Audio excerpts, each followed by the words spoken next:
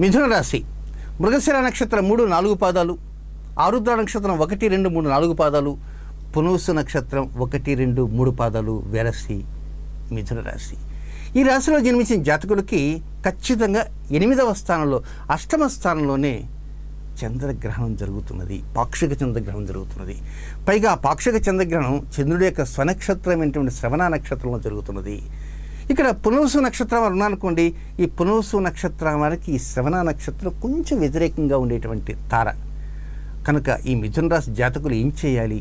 ప్రతి విషయంలో జాగ్రత్తలు తీసుకోవాలి. ఏ విషయంలో? ప్రతిదీ. డ్రైవింగ్ చేసేటప్పుడు జాగ్రత్త తీసుకోవాలి, సెల్ ఫోన్లో మాట్లాడే జాగ్రత్త తీసుకోవాలి. పొరపాటున ఒకరికి మెసేజ్ పెట్టబోయి అదే మెసేజ్ మరొకరికి వెళ్ళిపోతుంది అనుకోండి, కొంపలు అంటుకుపోతాయి. కనుక మెసేజ్ చేసేటప్పుడు ఏమండి సిద్ధాంతి గారు ఆ మెసేజ్ ఏ రోజు చేయాలో టైం చెప్పని ఆ రోజు జాగ్రత్తగా సెల్ ఆఫ్ చేసి పెట్టుకుంటామంటే కుదరదు.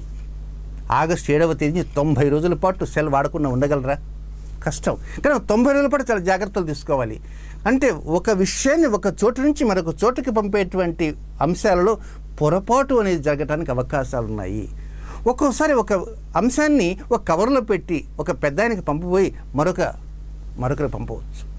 కనుక కొంతమంది తండ్రికి రాయబోయేటువంటి ఉత్తరాన్ని ఇంకోరికి ఇవ్వటం కానీ, ప్రియురాలకు పంపించేటువంటి ఉత్తరాన్ని ఇంకోరికి ఇవ్వటం కానీ పొరపాటు జరిగేటువంటి అవకాశాలు ఉంటాయి.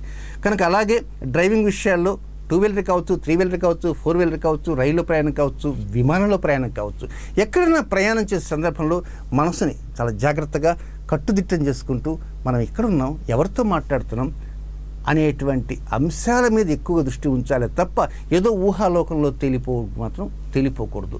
అత్యంత జాగ్రత్తలు తీసుకుంటూ ఉండాలి. ఒక్కోసారి ఆరోగ్య విషయంలో అధిక జాగ్రత్తలు తీసుకోవాలి. రోగాలు, శత్రువులు ఎంతో ఉంటాయి.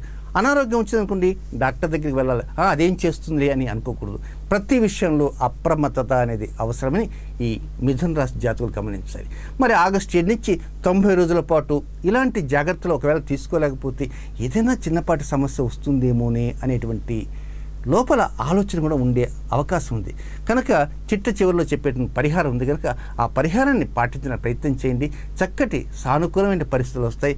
ఎక్కడికి వెళ్ళాలో, ఎటు వెళ్ళాలో, ఎంత దూరం వెళ్ళాలో, ఎంతసేపు ఉండాలో, ఎవరితో మాట్లాడాలో, ఆ మాట్లాడే విషయం ఏమిటి అనేది ఒక ప్రీ ప్లాన్డ్గా వెళ్ళేటువంటి అవకాశాలు ఉన్నాయి కనుక మిథున రాశి జాతకులు పరిహారం పాటించండి.